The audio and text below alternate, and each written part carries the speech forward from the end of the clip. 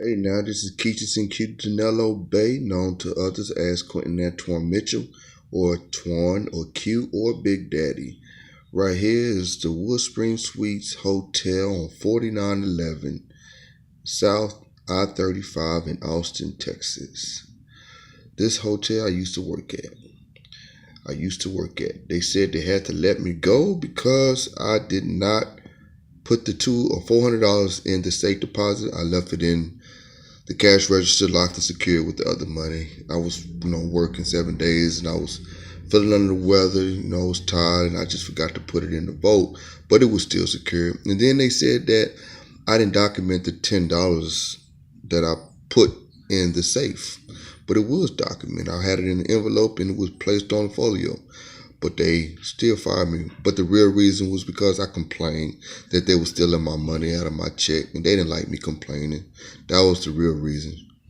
That's what I believe. Because the false allegation that they used to fire me, it was like bogus. So I like, man, that's the best y'all can do.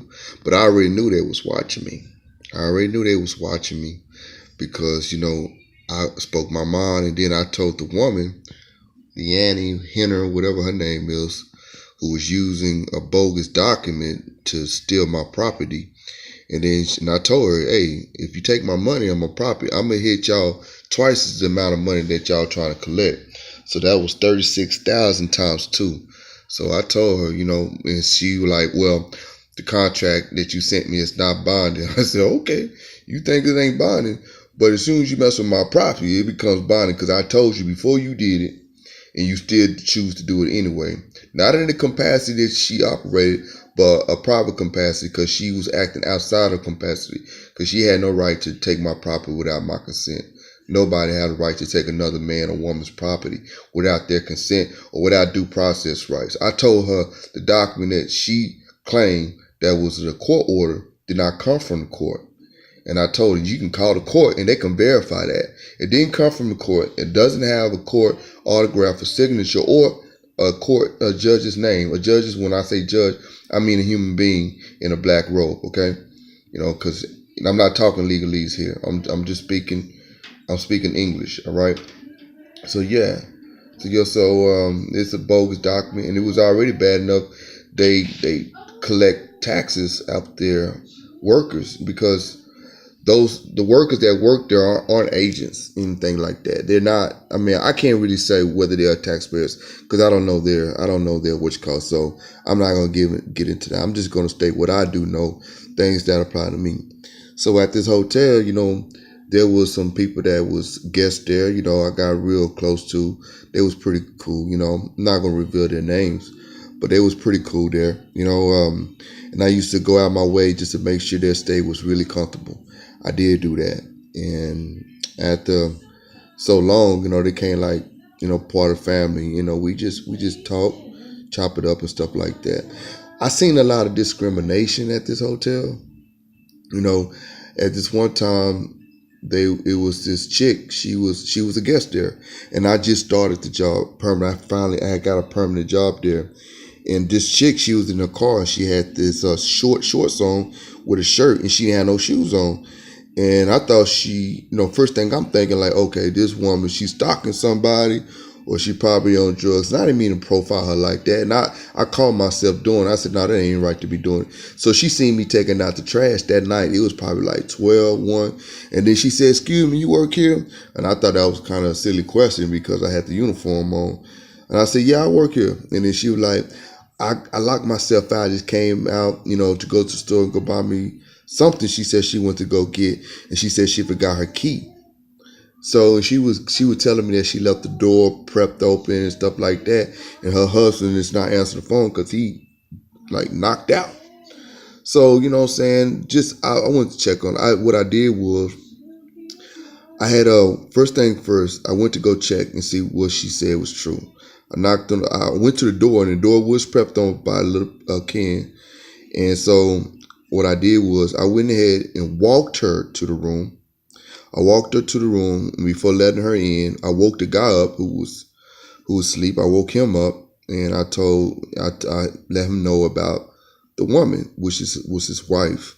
So everything came out cool, and they left. They departure was kind of like was kind of hurtful because I got used for them and their children being around, and but yeah, they've been around, and then you had other guests that they had guests that I didn't like, but I didn't go out of my way and try to make their time miserable. I didn't do anything like that, but I did catch myself a few times, like when I was, like I had this one experience with this groupie, these girls, and I was really being a dick. I called myself being a dick.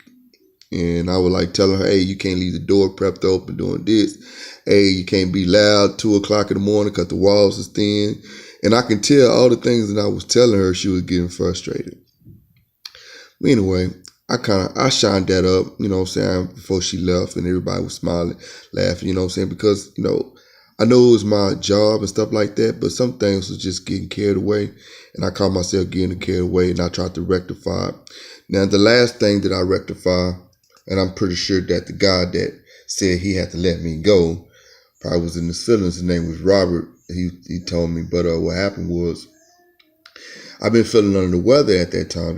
I had lost my voice for a few days, and I was just feeling all. And I didn't get no day off because I didn't have nobody to relieve me. So I was working 7 days a week. I worked the night shift, and I finally got a chance to just work the night shift besides doing doubles or triple shifts because so many staffs had quitted on us, and that happened all the time. So anyhow, what happened was the day before I got laid off, or how he said, let me go, whatever that's fucking mean. I got terminated, fired, laid off, whatever you want to call it. I don't work there anymore. So anyhow, the night before there was this girl come in there. She, what y'all call a black girl. She was a sister, and when she came in, the guy Robert, he was behind the desk with me. And he saw me when I checked her in, and she asked for 3 days, so she paid in advance for the 3 days that she was going to stay there. And I moved in room 413. This was like May 25th or something like that. And so as soon as she departed from the front desk, he tells me, hey, she smells like weed. Did you smell the weed on her? I was like, no, I told him my nose stopped up. I don't smell anything right now. So yeah, she smelled weed. He said, I want you to go to her room and act like you just want to see how her stay is and just see if she's smoking in there. I'm like, yeah, all right. So anyway, later on that night, I went up there and I told her, I said, look here, I can't smell anything, but the guy that's supposed to be from corporate, he said he smelled weed on you. And I said, look, before you came in here, you didn't have a contract with us, but I'm telling you this, as you already know, there's no smoking in the room, so don't do any of that. Be smart, okay? That's all I said. I want everybody to enjoy themselves and have a peaceful night when I ain't in trouble. So do that for me. She like, okay. So I left, She told me she wasn't going to smoke and this and that. So later that night, around probably 12, 1 or something like that, I get a call from Robert. Because Robert's staying on the same floor that she's on. I get a call from Robert, and he sounded hostile. It sounded appear to me he was really, really upset about, he said, where's this, I could have sworn he said, where's this bitch? Where's that bitch in the red hair that you? And I was like, excuse me? So anyhow, I closed that door. So anyhow, when that had happened, I was like, excuse me? He was like, where's the girl with the red hair that you checked in? What floor? I said the 4th floor. I told him what room 413. He said, meet me up there right now. That the girl been smoking or whatnot, you know what I'm saying? So I went up there to meet him. And so we knocked on the door. The girl was half dressed. She answered the door, and he was like, ma'am, have you been smoking? And then she said, no. She said, he said something, and she said, can I put on some clothes first? And he was like, yeah. So she put on some clothes and she stepped out. And then he said, I got one question. Have you been smoking? She said, no. She said that I came up there and told her that someone smelled weed on her, and I told her not to be smoking weed. She said that she was smelling like weed when she came, but she haven't smoked since she been in there. So after she said that, he said, "Bam, I'm gonna have to tell you, you're gonna have to depart from the property, and you do not get no refunds back." You know what I mean? And I was like, damn, that was kind of fucked up. Because he was saying that he smelled weed when he was in the hallway. And I was like, man, I didn't smell anything, okay, first of all. But I remember one time that I kind of thought it was weed, and I know what weed smell like. And so I said, man, do you smell weed on your floor? He said, oh, no, that's just probably just a combination of the vacuum cleaner and the carpet and all this other stuff. I'm like, all right, cool. So anyhow, but that night, I'm stuffed up. He like, you smell weed? I'm like, man, I don't know if that's weed or whatever. Like, yeah, I guess. So we go in there, and when we go in her room, I don't smell weed though. I don't smell weed. Now I seen there was some tobacco in the thing, but I know smoke is gonna be strong. You can't just get rid of smoke. And like hydro is so strong. It's so strong. It be on your clothes, and wherever you walk it's gonna leave a trail. Okay. Now, if you don't know anything about weed, if you do, you know how strong hydro is.